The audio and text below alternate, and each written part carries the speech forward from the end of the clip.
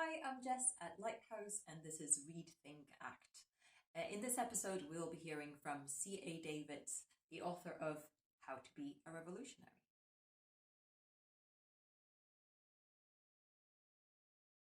I wanted to get as close to understanding what had happened in China, even though I am an outsider, even though I would naturally have an outsider's perspective. But I wanted to try and more than empathize, perhaps find solidarity, if you like.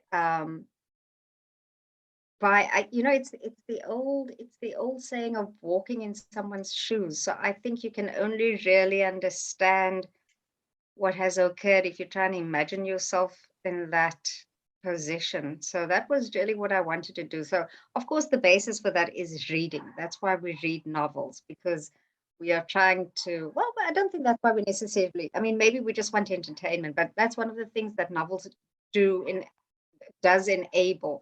A novel allows you to inhabit a world that you wouldn't ordinarily engage with, perhaps. So when I read Tombstone, which is one of the books that really influenced me in writing this, it's a nonfiction book, and it speaks about the Great Leap Forward. And Tombstone was written by Yang Zhesheng. And I actually read that novel. I didn't read it when I was in China because I couldn't, it wasn't available, I don't believe. But that gave me access to what had happened. And so, of course, I'm not trying to shadow his life, but I was very heavily influenced by his experience of the Great Famine, and by Tiananmen Square, and other novelists as well, including Ma Jian, who wrote Beijing Coma.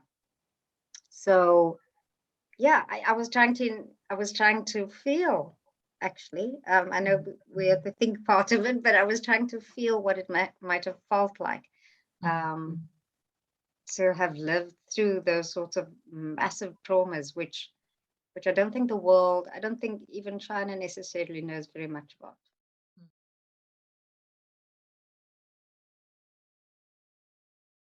It's not the official history of Langston Hughes. It's not anything that he has written about in his books, but given the time that he was writing many of his books, that probably explains why he didn't speak about his own political activity. In fact, he denied political activity. But he traveled the world in the 1930s, the 1940s, if I'm not mistaken. He went everywhere. Um, and very often he was building alliances with people, whether these were political or not, I can't tell you. There's some indication that there might have been some political intent behind that. But even what he did in the late 60s, just before he died, was he reached out to African writers. Um, in my city, in South Africa, he built friendships with them, with letters that had to be, kind of handwritten or typed up and put on a ship and sent, and took months to arrive.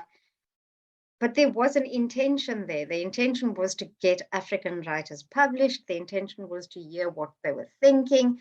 He saw hope, coming from the African continent. He saw it as a place of hope. He was excited by the possibilities that these writers offered. And that was a form of internationalism as well, and solidarity. And I don't think there are many contemporary equivalents for what he did back then, reaching out from the USA, which he didn't need to do. He absolutely did not have to do it. By then, he was a man, I think, in his late 50s, maybe older. He had established a reputation. He certainly wasn't wealthy. I think he struggled his entire life just, to make a living as a poet and as a writer and an artist. But so why reach across the globe, to writers who, it was important. And because of that, um, he gave he gave a voice to African writers. I don't feel like it's actually been acknowledged really widely, but he gave a voice to many writers, who might not have gone on to be published internationally. Perhaps they would have been, but he was certainly part of that process. The fact also that he went to China, he met with writers there. Um, other parts of the world. There are quite a few scholars who are looking at these fascinating bits of history that, Langston Hughes keeps popping up. So I think the solidarity was not just for him towards other people within, who he identified with on a personal basis, but it was across the world, all oppressed people. He wanted to hear them. So that, I certainly didn't realize how important internationalism could be before writing this novel. I certainly do understand now that, yeah, that there's a place for it. I think there's an important place for it, and I'm not sure that uh, we're doing enough to, kind of build those ties. The chairman and his soldiers knew that to keep a people loyal, you motivate them with fear. Do not forget that there exists a mathematics of brutality where the amount of blood spilled is inversely proportional to emotional resonance, so that after the first viewing of an act of inhumanity, one begins to grow numb somewhere inside one's head and heart.